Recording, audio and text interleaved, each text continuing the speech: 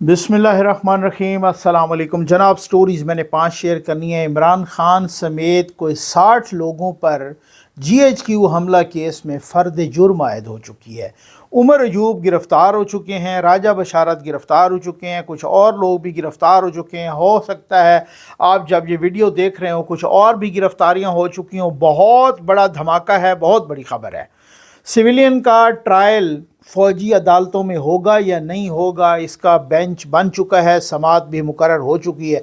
फिर जस्टिस मंसूर अली शाह साहब ने एक और ख़त लिख डाला है का चीफ जस्टिस याहिया अफरीदी साहब को, और फैसल वोडा की अभी मुलाकात हुई है मौलाना फजल रहमान साहब से। ये क्या चक्कर है? मुलाकातों का सिलसिला भी जारी है। एक बहुत बड़े सहाफ़ी ने इंकशाफ किया है कि इमरान खान के डायरेक्ट इस्टेब्लिशमेंट के साथ मुज़ाकरात हो रहे हैं। ये सारी खिचड़ी क्या पक रही है? ये क्या होने क्या जा रहा है? आपके साथ डिस्कस करेंगे। बस जल्दी से आप चैनल सब्सक्राइब कीजिए, जहाँ घंटे का निशान बना हुआ है उसे प्रेस कीजिए ताकि हर नई आने वाली वीडियो आप तक पहुँचती रहे। भाई हमारे जो वाटर प्रोजेक्ट्स लग रहे हैं अल्लाह के करम और आपके तावन से लग रहे हैं, उन इलाकों में लग रहे हैं जहाँ पानी है ही कोई नहीं, लोग जोड़ों का पानी पी रहे हैं, मसाजिद के दरवाजे पे लग रहे हैं ताकि नमाजी, अभी आगे रमज़ान शरीफ आ रहा है, रोज़ादार भी उससे फ़ायदा उठाएँ, वो कम्युनिटी भी फ़ायदा उठाए। आप अपने मरहूमीन के इसाले सवाब के लिए एक वाटर प्रोजेक्ट ज़रूर लगाइए, प्यासों की प्यास बुझाइए। फ़र्द जुर्म आयद हो चुकी है जनाब। फ़र्द जुर्म आयद हुई है GHQ हमला केस में। ये आरे बाज़ार, रावलपिंडी के आरे बाज़ार में इसका मुकदमा दर्ज किया गया था बहुत सारों पर, और बहुत सारे लोग इसमें नामज़द इमरान खान समेत शिबली फराज, शहबाज गिल, पता नहीं कौन कौन, उमर अयूब, सारे के सारे तकरीबन बहुत यानी 60 लोगों पर इसकी फ़र्द जुर्म आयद हुई है। तकरीबन कुछ लोगों पर तो नहीं हुई होगी क्योंकि वो ज़ाहिर मफरूर हैं, तो वो उस पर तो वो उसके लिए सामने होना लाजमी होता है। शीदा टली पर भी हो चुकी है, उनके भतीजे शेख राशिद शफीक पर भी हो चुकी है, जरताज गुल पर भी हो चुकी है, वगैरह वगैरह, इन सब पर हो चुकी है। और फ़र्द जुर्म तो आयद हो गई है। फ़र्द जुर्म ये होती इंडाइटमेंट, ठीक हो गया। जब आप यानी कि चार्ज फ्रेम होता है उसके बाद यूँ समझ, लोग इसी वजह से बचते रहते हैं, और ये भी कब से बच रहे थे, कभी कोई नहीं आया तो कभी कोई नहीं आया, फ़र्द जुर्म इधर उधर हो गई। तो ये बहरहाल बहुत सारे लोग, आपको याद होगा मुशर्रफ साहब भी इसी वजह से बचे थे। जब उन पर फ़र्द जुर्म आयद हुई तो जनाब वो अदालत जाते जाते उनको कोई हार्ट अटैक आ गया था, और फिर वो पहुंच गए थे AFIC, आपको याद होगा चौधरी निसार ने वो फिर मुड़वा ली थी उनकी गाड़ियां वगैरह, ठीक हो गया। तो लोग बचते हैं कि यार फ़र्द जुर्म आयद ना हो, क्योंकि जब फ़र्द जुर्म आयद हो जाती है तो इसका मतलब ये है कि वहाँ से आपका जो मुकदमा है वो प्रॉपर शुरू हो जाता है। वहाँ जब फ़र्द जुर्म आयद हो जाती है यानी जज आपको इल्ज़ामात की वो फ़हरिस्त पढ़ के सुना देता है, और उन इल्ज़ामात की फ़हरिस्त में पता चला है कि ये भी है कि आपने जो यहाँ असलहा इस्तेमाल किया, जत्थों ने GHQ पर हमला करते उनमें अमरीकी असलहा भी था। ये भी है, जैसे अब कहा गया ना, DPO अटक कह रहा था कि इन्होंने ब्राज़ील के शेल्स इस्तेमाल किए, तो कहा कि जो असलहा इस्तेमाल किया उनमें अमरीकी असलहा भी था। उस इल्ज़ाम में एक इल्ज़ाम ये भी था जो जज ने पढ़ के सुनाया, बाकी भी बहुत सारे इल्ज़ामात थे।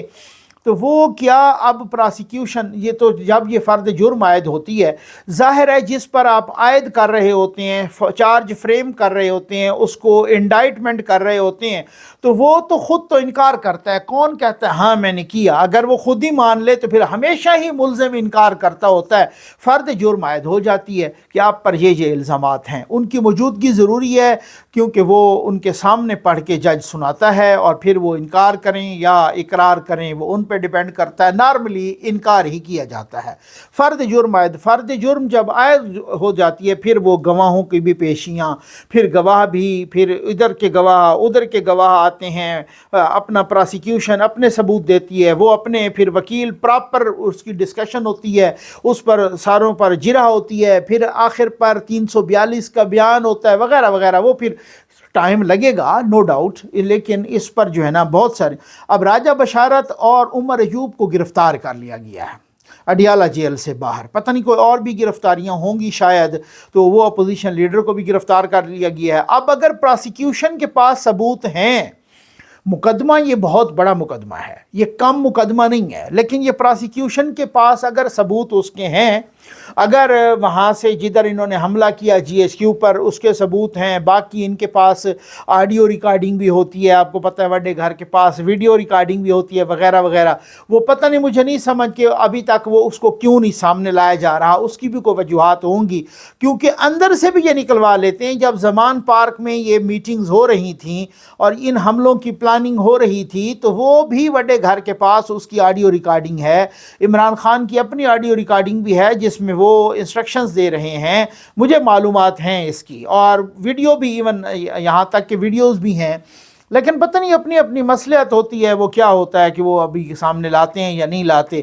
پراسیکیوشن کے پاس ثبوت بڑے مضبوط ہیں، اگر وہ مضبوط ثبوت وہی، اور دوسری بات یہ ہے کہ ابھی 9 تاریخ کو ایک بینچ بن گیا ہے اور وہ سویلین کا ملٹری ٹرائل، یعنی آئینی بینچ جسٹس امین الدین خان صاحب کے زیر سربراہی 6 رکنی بینچ بنا ہے کہ سویلینز کا ملٹری کورٹس میں ٹرائل ہو سکتا ہے یا نہیں۔ اگر یہ فیصلہ آ گیا کہ سویلینز کا ملٹری کورٹس میں ٹرائل ہو سکتا ہے، یا اس فیصلے کے کچھ ادھر ادھر کر کے کہ اگر وہ سویلینز جو ملٹری کی تنصیبات پر حملہ کرتے ہیں ان کا ٹرائل ہو سکتا ہے، تو اگر اس طرح کی کچھ چیزیں کو کنڈیشنز لگا کے کسی بھی طریقے سے یہ ہو گیا کہ سویلینز کا ملٹری کورٹس میں ٹرائل ہو سکتا ہے، پھر تو یہ مقدمہ ملٹری کورٹس میں بھی جا سکتا ہے۔ ٹھیک ہو گیا، یہ والی صورتحال ہے۔ اب دیکھتے ہیں کہ پراسیکیوشن کیا کرتی ہے، اب دیکھتے ہیں کہ عمران خان کے ساتھ کیا ہوتا ہے۔ آج ایک اور بھی بڑی ڈیولپمنٹ ہو گئی ہے کہ بشرا بی بی پنکی پیرنی کے وارنٹ گرفتاری جاری ہو گئے ہیں، کیونکہ وہ بار بار نہیں آ رہی تھی توشہ خانہ 2 میں۔ توشہ خانہ 2 میں ان کی بیل ہوئی اور پھر وہ غائب ہو گئیں، پھر وہ پہلے پشاور گئیں، پھر زمان پار، پہلے یہاں پہ آئیں بنی گالہ میں، پھر پشاور، پھر زمان پار، پھر پشاور، پھر وہ جلوس لے کے جتھا آ گئی، تو پھر وہ آ ہی نہیں رہی تھی بار بار، کیونکہ جب بیل ہو جاتی ہے تو آپ کا مقدمہ تو چل رہا ہوتا ہے، تو 1 2 3 پیشیوں پر وہ آئی نہیں ہیں، جتنوں پر بھی تو وہ بار بار، تو پھر FIA چلی گئی ان کی بیل کی کینسلیشن کے لیے، تو اس وجہ سے ان کی جو وہ آج بھی پیشی تھی تو ان کی وارنٹ گرفتاری جاری ہو گئی ہے۔ ٹھیک ہو گیا نا کہ جی ان کی وارنٹ گرفتاری، اب دیکھتے ہیں کہ وہ وارنٹ گرفتاری اس کو گرفتار کو کرتا ہے یا نہیں کرتا، یا وہ آتی ہیں یا وہ جس طریقے سے بھی۔ اب بات یہ ہے کہ جسٹس منصور علی شاہ صاحب نے ایک خط لکھا ہے، اور وہ خط انہوں نے چیف جسٹس یحییٰ آفریدی صاحب کو لکھا ہے۔ جسٹس منصور علی شاہ بھی وہی والی بات ہے کہ اس سادگی پہ کون نہ مر جائے اے خدا، لڑتے ہیں اور ہاتھ میں تلوار بھی نہیں، یا تو وہ بہت زیادہ سادہ ہیں یا پتہ نہیں کیا، بہت زیادہ ان کو کوئی آئین کا بخار ہوا ہے جسٹس صاحب کو، یا بہت زیادہ مطلب وہ کسی کے کہنے پہ کر رہے ہیں یا کیا ہے، یا بہت معصوم ہیں۔ ان کو کہہ رہے ہیں کہ جی آپ 26ویں آئینی ترمیم اس کے بارے میں فل کوڈ بنائیں، اور 2 درجن سے زیادہ درخواستیں ہیں جس میں عمران خان کے بھی ہیں، جس میں اور بھی لوگ ہیں، بہت سارے لوگ ہیں، تو اس میں اس کے خلاف، تو 26ویں آئینی ترمیم کے خلاف بڑی درخواستیں آ گئی ہیں، اب فل کوڈ بینچ بنا دیں اس کے خلاف۔ ٹھیک ہو گیا، اور یہ ابھی چیف جسٹس صاحب نے 6 دسمبر کو جوڈیشل کمیشن آف پاکستان کا اجلاس بلا لیا ہے۔ آپ کو پتہ ہے کہ جوڈیشل کمیشن آف پاکستان کا کام کیا ہوتا ہے؟ ججوں کو لگانا، ججوں کو اپوائنٹ کرنا۔ 12 رکنی جوڈیشل کمیشن آف پاکستان ہے، اور کوئی اس نے پشاور ہائی کورٹ کے بھی جج لگانے ہیں اور سندھ ہائی کورٹ کے بھی جج لگانے ہیں، ظاہر ہے پھر اور ہائی کورٹس کی بھی لگائیں گے، تو تعداد بڑھانی ہے اس کی۔ اور ابھی آپ کو پتہ ہے کہ 33 ججز کیے گئے تھے سپریم کورٹ کے، ان کی تعداد بھی بڑھانی ہے، تو ہو سکتا ہے وہ اگلا اجلاس اس سے متعلق ہو جائے، یا اسلام آباد ہائی کورٹ، یا پھر باقی بلوچستان یا پنجاب لاہور ہائی کورٹ وغیرہ۔ تو اب جوڈیشل کمیشن کا جو اجلاس ہے وہ چیف جسٹس صاحب نے 6 تاریخ کو بلایا ہوا ہے کہ ججوں کو آگے بڑھانا ہے اور ججوں کی تعداد بڑھانی ہے، اور یہ تعداد جو پشاور ہائی کورٹ کی، وہ وہاں پر خیبر پختونخوا کی جو کابینہ ہے اس نے بھی اپروول دی ہے، غالباً اگر میں بھول نہیں رہا تو 10 ججز انہوں نے کہا مزید بڑھا دیں۔ تو خیر اسی طریقے سے ہر صوبے کے بھی ان کی اسمبلی قرارداد پاس کرتی ہے یا کابینہ منظوری دیتی ہے، تو وہ ججز پشاور ہائی کورٹ کے بھی نئے لگانے ہیں، اور اپنا سندھ ہائی کورٹ کے بھی۔ تو یہ 6 دسمبر کو، یہی جو 6 دسمبر کو، یہ غالباً کل، تو انہوں نے بلایا ہوا ہے، اور آج جسٹس منصور علی شاہ صاحب نے ایک خط لکھ ڈالا ہے چیف جسٹس یحییٰ آفریدی صاحب کو کہ جی یہ کمیشن کا اجلاس ابھی ملتوی کریں اور 26ویں آئینی ترمیم پر فل کورٹ بنا دیں تاکہ اس کا مقدمہ لگے۔ سر کیسی سادگی ہے، اگر 26ویں آئینی ترمیم اڑ گئی تو پھر چیف جسٹس صاحب یحییٰ آفریدی صاحب بھی اڑ جائیں گے۔ تو اب خود سمجھدار ہیں، کیسی کیسی باتیں کرتے ہیں لوگ، کسی سادگی میں کرتے ہیں، معصومیت میں کرتے ہیں، یا کس، مجھے سمجھ نہیں آ رہی کہ کس چیز میں وہ کرتے ہیں۔ اور اس کے بعد یار ہم نے دیکھا، کل میں دیکھ رہا تھا کہ ابصار عالم صاحب معروف صحافی ہیں، انہوں نے کہا جی میں نے خبر دی تھی کہ اسٹیبلشمنٹ کے ساتھ مذاکرات ہو رہے ہیں۔ اب میں آپ کو ایک دوسری خبر دے رہا، ظاہر ہے وہ ایک نیشنل ٹی وی پہ بیٹھ کے، سما پہ بیٹھ کے اس نے کہا جی میں آپ کو ایک دوسری خبر دے رہا ہوں کہ اسٹیبلشمنٹ کے عمران خان کے ساتھ مذاکرات ہو رہے ہیں، اور یہ مذاکرات کس کے ذریعے ہو رہے ہیں؟ تو آگے کو اینکر تھیں، انہوں نے مختلف نام لیے، انہوں نے کہا نہیں غلط گیس کیا، اسٹیبلشمنٹ کے عمران خان کے ساتھ ڈائریکٹ مذاکرات ہو رہے ہیں۔ اب دیکھیں، اب وہ کیونکہ وہ بھائی کسی رہنما پر اعتماد نہیں کرتے، خان صاحب کسی اور رہنما پر مذاکرات کا الحمدللہ کسی اور رہنما پر وہ مذاکرات کے لیے اعتماد نہیں کرتے۔ وہ کہتے ہیں بیرسٹر گوہر یا کوئی عمر ایوب یا باقی کوئی نہ کریں، میں ڈائریکٹ ہی کروں گا۔